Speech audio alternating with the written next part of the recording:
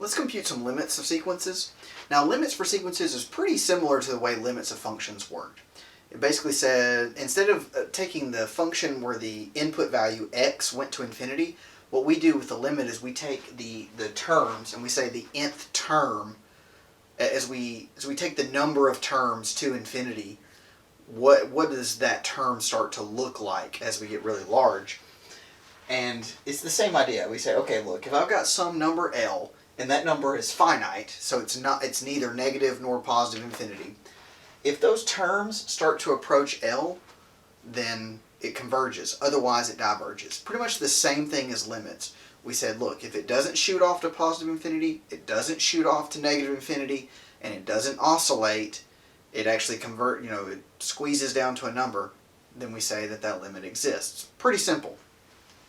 Now, there's two other theorems that we'll want to talk about, and they're theorems you pretty well should be familiar with from introductory calculus. And that's the first one is this absolute value theorem. It says that if the absolute value of a sequence goes to 0, then the sequence itself goes to 0. So examples of that might be, if I have some sequence that's kind of oscillating around 0, but it dribbles and then flatlines, what I can do is, instead of analyzing something that dribbles, I can just analyze the absolute value of those things. So instead of dribbling, it just kind of smoothly will go to 0. And that's a lot cleaner to analyze. You say, well, if the absolute value goes to 0, well then the whole thing has to go to 0, because if that's the magnitude. So you're really just saying that the amount that the distance it is away from 0 is shrinking.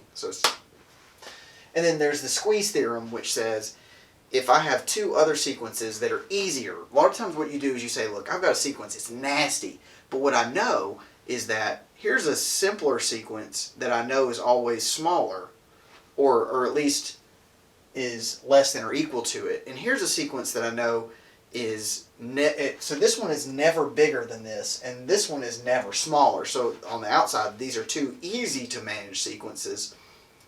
If I can get those to converge to the same number, the middle one has to, because it's bounded. You think it's like a guy stuck, he's stuck between two big burly men, and if they're going some way, he's going with them, right? That's the idea. They all go in together. So a lot of times you can actually work these two together, because what you do is you say, okay, well, I know that an absolute value is always larger than or equal to 0, right? It can't be negative. So I put 0 as my bottom sequence, because I know that's a flat line. And then above that, what I do is I take some sort of simpler positive sequence, and I show that it shrinks down to 0. So if that shrinks down to 0, then the absolute and this is greater than the absolute value of that. So the 0, something that shrinks to 0, so this bad boy has to shrink to 0. And since the absolute value of it shrinks to 0, the regular sequence shrinks to 0. We're going to do some examples like this, but I wanted to get that out of the way before I start writing on the board and having to interrupt while I'm doing it. Anyway, so let's get to it. I have 4n plus 5 over 4n. So what I'm going to do here is I'm going to do some division or splitting, because I'd rather do that than take the limit directly. But you could. So I'm going to say that's 4n over n plus 5 over 4n, which is 4 plus 5 over 4n. Now, if you look at this, you say, okay, well, what happens is I take the limit as n goes to infinity?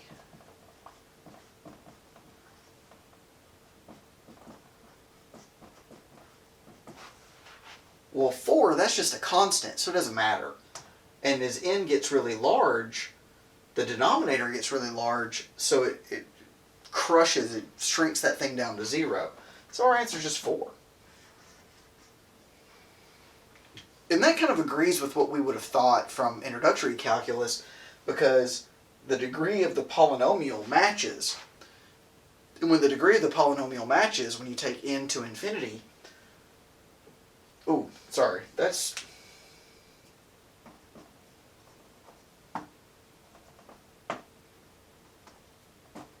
the degree of the polynomial matches, you just take the quotient. You take the quotient of the leading coefficients. My goodness. Can't seem to speak correctly today, or write correctly. Man, it's going to be a long day.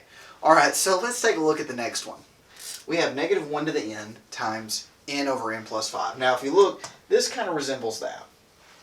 So let's try to look at these sequences and see what happens.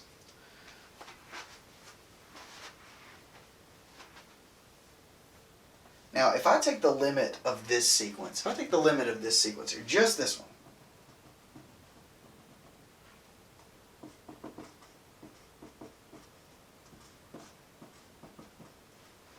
so if I did that, I get like an infinity over infinity. So I could actually apply L'Hopital's rule here, because this continuous case satisfies some properties that, let's not talk about that for right now.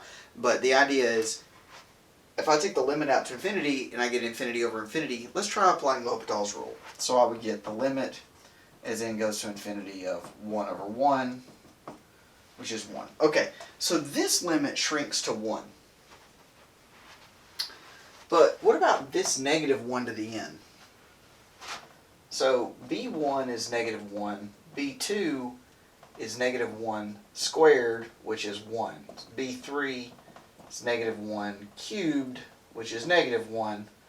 b4 is negative 1 to the 4th, which is positive 1. So what you're seeing is that this thing oscillates. It goes from negative 1 to 1 to negative 1 to 1. So it's constantly dink, dink, dink, dink, dink, dink, dink.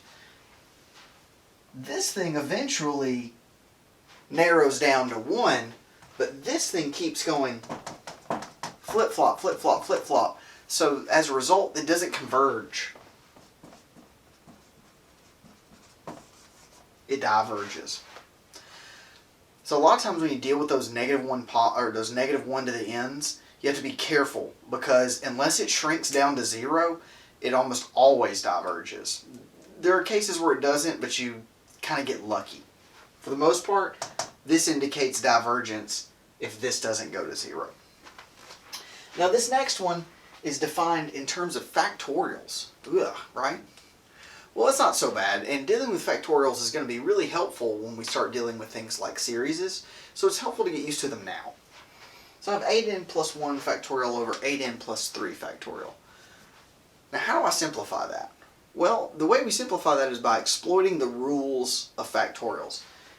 If you remember the definition of a factorial, if I had like 6 factorial, that's 6 times 5 times 4 times 3 times 2 times 1.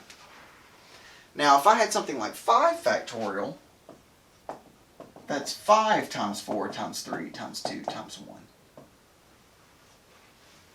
Which is just that. So what I can really say is that 6 factorial is 6 times 5 factorial. Does that make sense?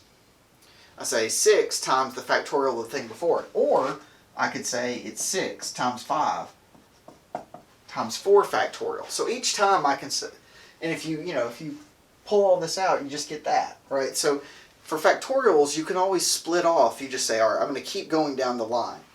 So for this, I could say, okay, well then Cn is actually 8n plus 1 factorial, and that's 8n plus 3, 8n plus 2. So I subtract 1, I could write it like that.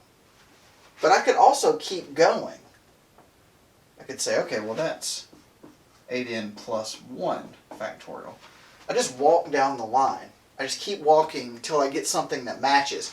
See, a lot of times you can walk down to conveniently get the factorials to match up, and then they cancel.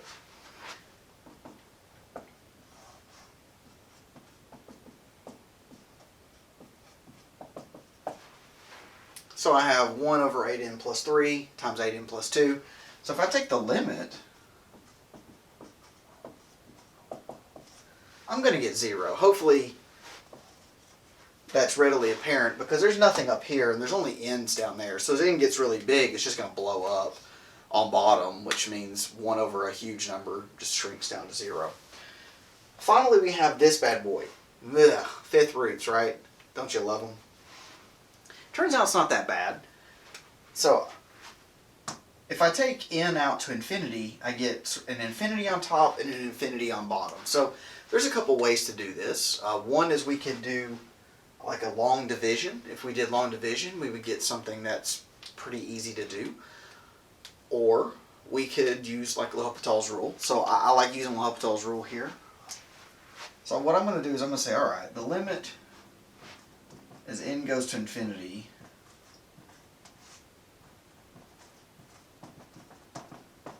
is the limit as n goes to infinity of the n, the derivative with respect to n here. And I'm going to rewrite this. Instead of writing the fifth root, I'm going to write n to the 1 over 5. It's the same thing, but this makes your life a lot easier because you're just going to apply the power rule.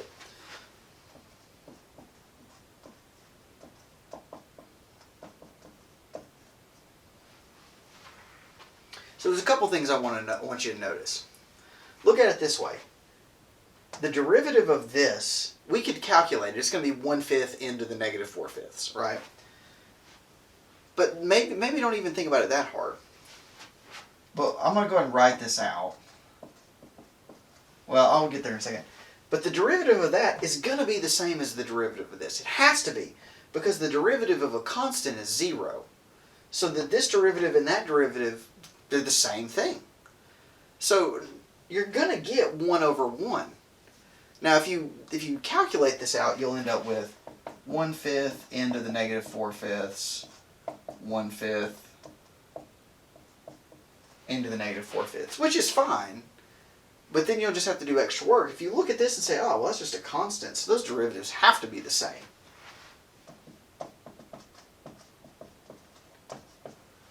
Well, what you end up with is an expression that doesn't even depend on that index as it goes to infinity. So it's always going to be 1. And there's your answer. Now, one thing I am going to point out here is that sometimes it's helpful to plot these things. So if you want some intuition, it can be difficult analytically sometimes to figure out what that number is going to be, especially if the expression is really, really complicated. So if you have some sort of plotting software where you can plug this in there, you can start to see the points and kind of get some intuition about where they're going to go, and that might inform you about how to mathematically get yourself there. It's a little bit of cheating. It's kind of like peeking at the answer in the back of the book before solving the problem. But sometimes getting that extra bit of intuition is what you need to kickstart you to get you there.